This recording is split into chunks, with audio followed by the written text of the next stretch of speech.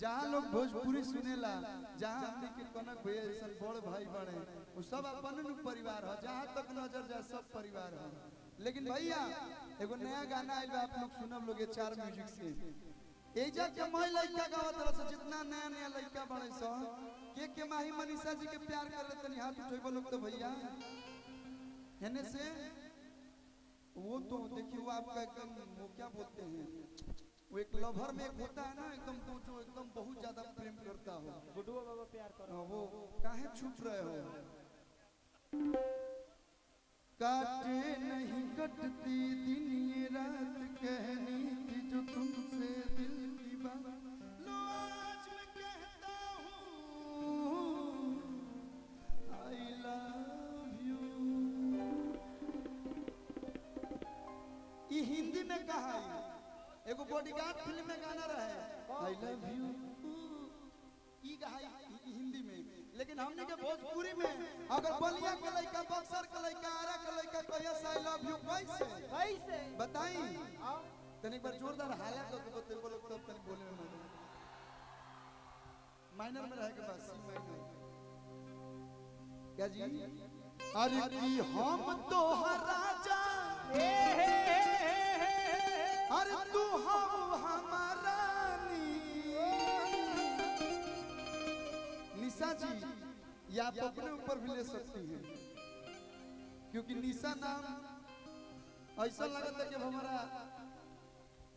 हाँ लिखा गया जीवन भर ला, छूटी ना हमारे लिए कि हम तो राजा तू हो हमारा नी।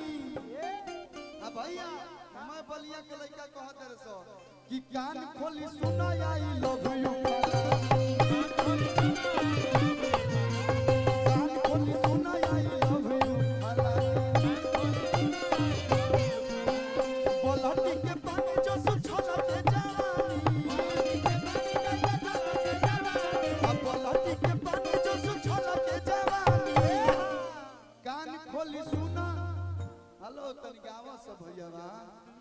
कान खोली सुना, कान खोली सुना, बोल बोल बोल बोल बोल दे, मत पावर आ जाएगी, बोल रे जैसे बोल वैसे एक बार बोल ना तो मन रह जाएगी। कान खोली सुन लव यू, लव यू,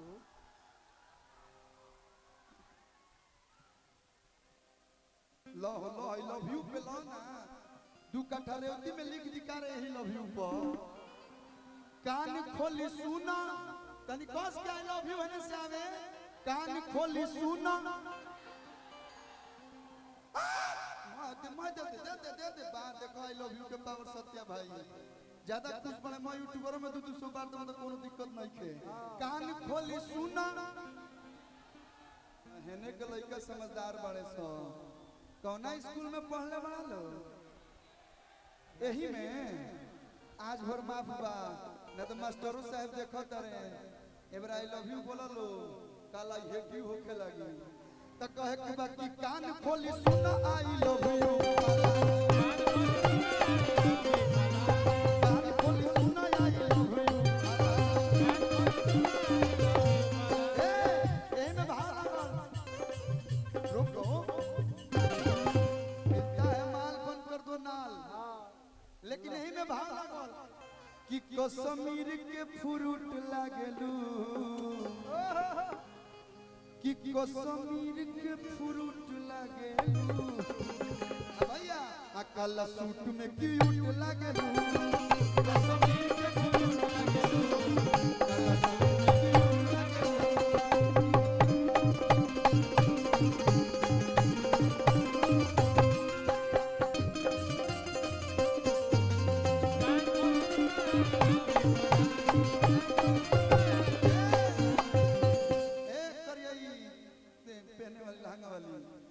तू ही रहेलू हमर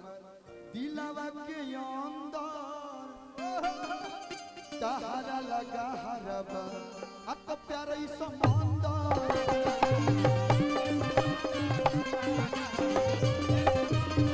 तू ही रहेलू हमर दिलवा के अंदर,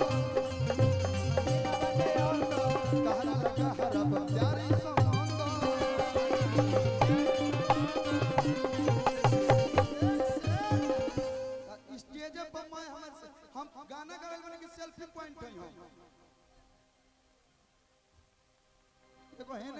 खींचतो एगो होने से दिमाग का गुड्डू बाबा ए बाबा तू ही रहेलू हमार ए बाबा दिलवा के अंदर तोहरा लगा हरबा प्यारे इस समंदर तू तो कि तू तो गजब जगावता फील करे तोहरे ला धक धक दिल मंच तनी खाली कर मंच हिलोता भाई कह दे खा जा छोड़ी हम मत का मतलब हिनुआ ना होई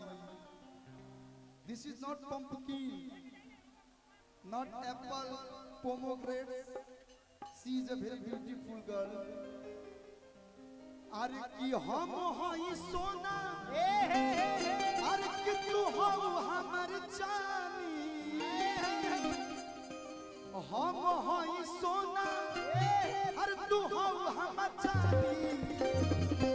कनक भैया आ कान खोली सुना आई लव यू कान खोली सुना आई लव यू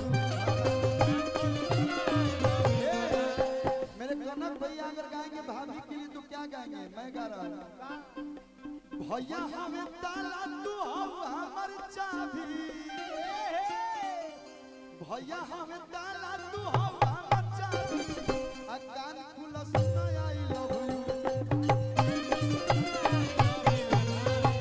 खोली सुना आई लव यू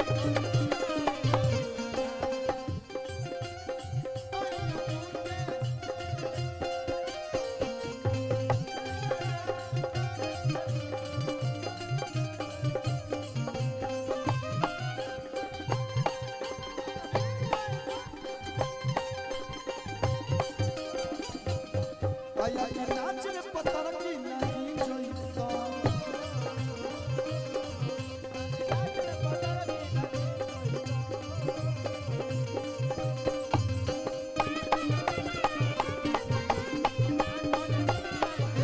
और देखिए अगर कनक भैया बुलाए हैं हम सभी को आपको हमको